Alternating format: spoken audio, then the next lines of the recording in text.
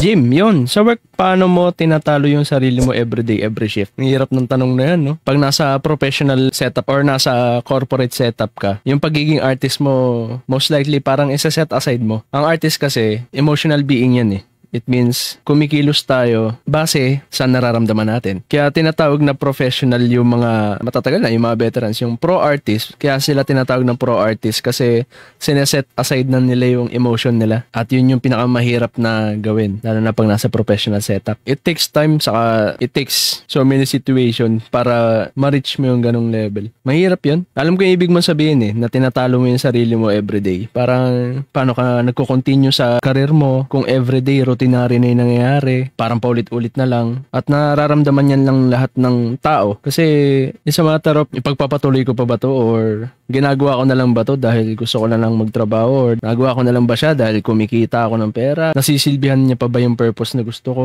mga ganun. Nagkakaroon ka ng ano eh, no? Existential crisis. Well, understandable naman yan. Maraming tao nakakaranas niyan, Jim. Sana nasagot ko yung tanong mo, Jim, about sa paano mo tinatalo yung sarili mo everyday.